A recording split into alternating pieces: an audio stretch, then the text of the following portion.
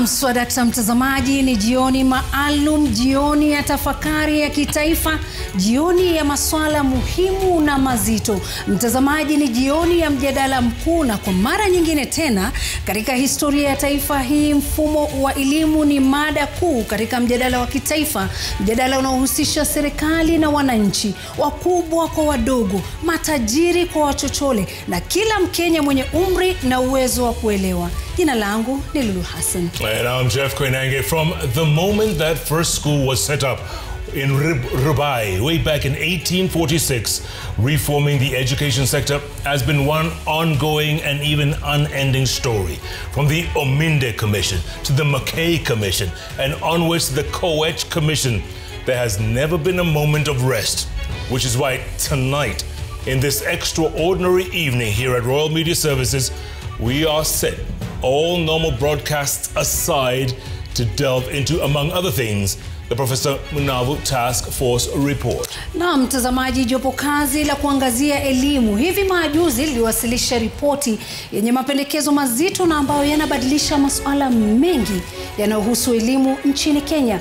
Mjadala huu mkuu hii leo utaangazia mambo mengi, yakiwa pamoja na mfumo wa elimu wa CBC na swala joto la ufadhili wa elimu. Tumeandaa mjadala huu mtazamaji katika studio kadhaa hapa Royal Media na hata nje.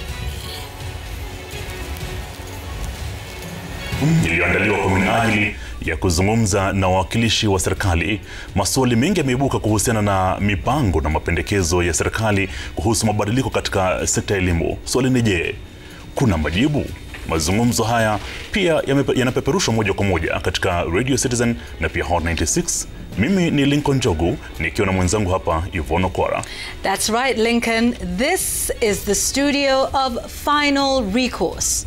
From here, we shall seek ultimate answers, clarifications, and directions from the team that is implementing the government's vision on education, that includes the wide-ranging recommendations of the Presidential Working Party on Education Reforms. Their answers shall be tested next door.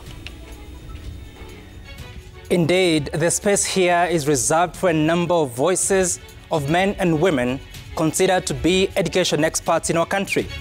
They will sit in the middle of this conversation and hopefully sway our views and those of the public in the direction of reason, logic, and pragmatic solutions. I am Sam Gituku. Nami ni Mashirima Kapombe. Wataalamu wetu ni watu wenye uzoefu katika masuala tofauti yanayohusiana na elimu. Humu ndani kuna baadhi waliokuwa wanachama wa jopo kazi hilo la elimu. Wengine waliwahi kuwa serikalini na ambao walihusika katika mikakati kadhaa yaliyopendekeza mabadiliko tunayoshuhudia. Lakini karibu nasi kuna maswali chungu nzima. Na Mashirima, leo tutajaribu kuweza kupiga teke ile kauli ya kwamba mambo ni mengi lakini muda ni kidogo. Maana tumetenga muda makususi tukijua wazi kwamba kabla ujaribu kuruka lazima uagane na nyonga. Kwa tunakifanya hicho kitu kwa minajili ya vizazi vilivyopo na vizazi vijavyo.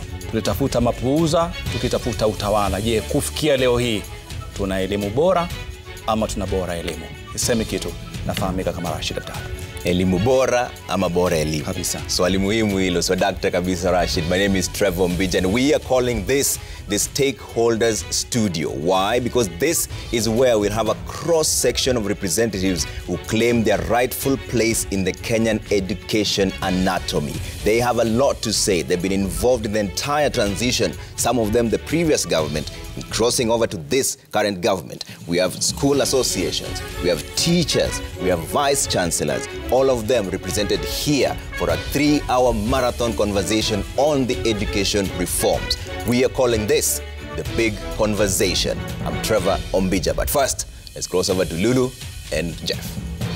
Naam, swadakta mtazamaji, hivi ndivyo mambo yalivyo katika studio zetu za televisheni za Royal Media, ambazo kwa kawaida wa studio za Ramogi TV, Inoro na Citizen. Lakini kwa leo mtazamaji, mjadala mmoja, runinga moja kubwa ya kitaifa. And indeed, away from our studios, our teams are spread out across the country to ensure every voice is heard.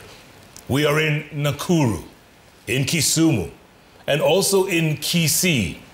And we are also in the middle of Kibra constituency here in the nation's capital, where our very own Hassan Mugambi and Waweru Nyambura will be joining us with a town hall meeting of parents and teachers. Na mtazamaji, na upande wa pili wa studio yetu hapa Ramogi ni mwenzetu Jael Lieta, atatangamana na viongozi wa wanafunzi.